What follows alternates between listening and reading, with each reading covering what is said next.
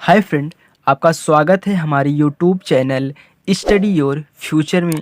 तो फ्रेंड, आज की इस वीडियो में हम वर्गमूल और घनमूल निकालना सीखने वाले हैं।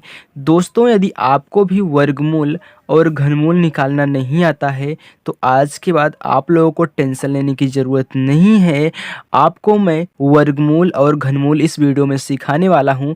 बस आप वीडियो को बिना स्किप किए शुरू से लास्ट तक देखिएगा, आपको वर्गमूल घनमूल निकालना आ जाएगा। ओके, तो चलिए देखिए, हम आपका टाइम ना लेते हुए यहाँ पे प्रश्न को हल करते हैं। तो यहाँ पे हमने पहले वर्गमूल लिया है, फिर घनमूल लिया है। वर्गमूल हम निकालेंगे 3600 का और घनमूल निकालेंगे 1728 यानी कि 1728 का।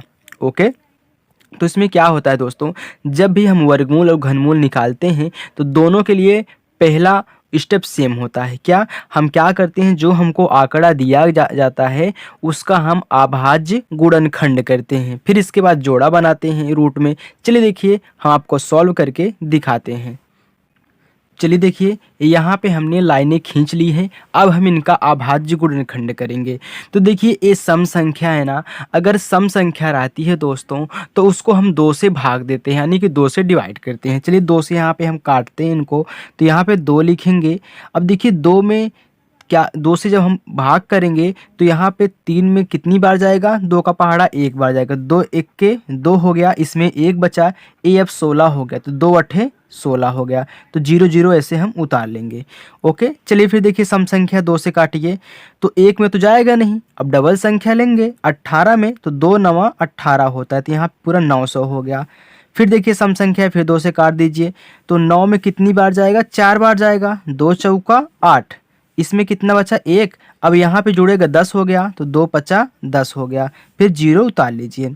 फिर देखिए 2 से भाग दीजिए, सम संख्या है तो 2 दूनी 4, इसमें 2 दूनी 4, लेकिन इसमें 1 बचा है तो 10 हो गया, ये 2 पचा 10 हो गया। ओके, अब देखिए इसको कैसे काटेंगे, इसको हम क्या करेंगे, 5 से काटेंगे। क्यों? क्योंकि देखिए लास्ट में हमारा 5 अगर आपको दिखे तो आप उसे 5 से ही काटिएगा। ओके, चलिए देखिए, तो 5 से काटते हैं तो ये देखिए 2 में तो जाएगा नहीं, अब 22 में ले जाएंगे तो 5 चौका 20 होता है, लेकिन ये तो 22 है, इसमें 2 बच गया है। अब 2 यहाँ पे जुड़ेगा 25 हो गया, तो 5 पचे 25।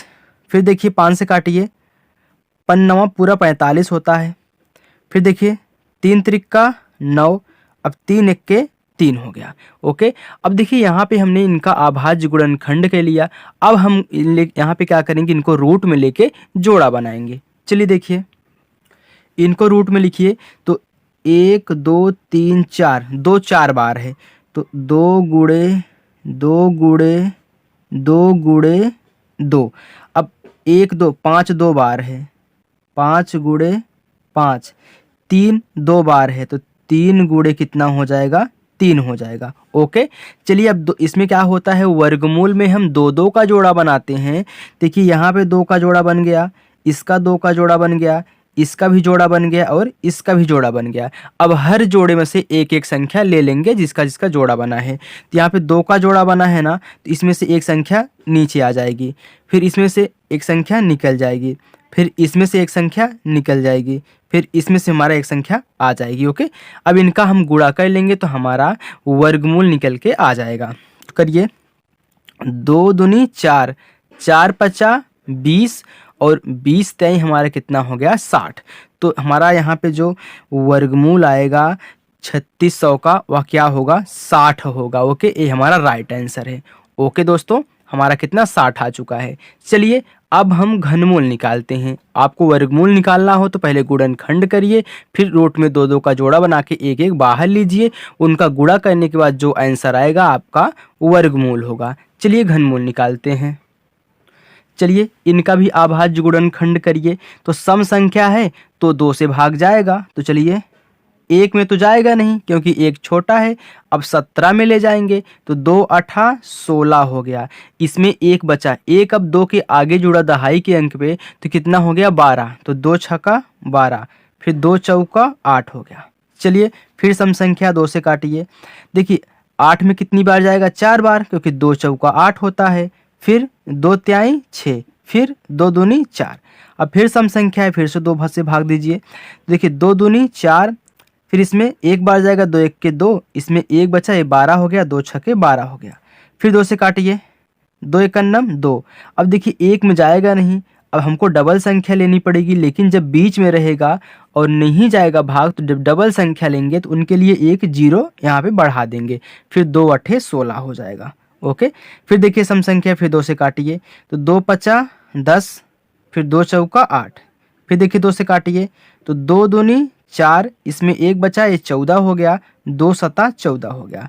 फिर देखिए अब 3 से कटेगा क्योंकि सम संख्या तो है नहीं, अब 3 9 हम जानते हैं 27 होता है। फिर देखिए 3 त्रिका 9, चलिए आगे देखिए, फिर 3 1 3।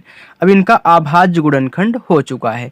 अब हम इनको क्या करेंगे, रूट में ले लेंगे। तो यहाँ पे जो रूट बनेगा वह क्यूब वाला बनेगा, मतलब घनमूल वाला बनेगा।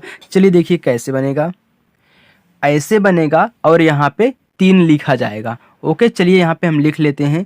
देखिए 1 2 3 4 5 6, जो हमारा 2 आया है वो 6 बार आया है, तो 2 गुणे 2 गुणे 2 गुणे 2 गुणे 2 गुणे 2, 1 2 3 4 5 6, और 3 कितनी बार, 3 बार आया है, तो 3 गुणे 3 गुणे 3। अब देखिए यहाँ पे 3 लिखा है ना, यहाँ पे 2 होता है लेकिन आपको दिखाई नहीं देगा, यहाँ पे 2 होता है, 2 2 का जोड़ा बनेगा, लेकिन यहाँ पे 3 लिखा है तो यहाँ पे घनमूल में 3 3 का जोड़ा बनता है। अगर 4 लिखा रहेगा तो 4 4 का बनेगा, क्योंकि फोर्थ मूल होता है। ओके, चलिए तो यहाँ पे 3 3 का बनाएंगे, तो 3 का, फिर देखिए 3 का जोड़ा, इसका भी 3 का जोड़ा बन गया। अब सब में से एक एक बाहर ले लेंगे, तो यहाँ से 1 2 बाहर आएगा, फिर यहाँ से 1 2 बाहर आएगा, और यहाँ से 1 3 बाहर आएगा। अब सबका गुणा करा लेंगे, जो आंसर आएगा वही हमारा घनमूल होगा।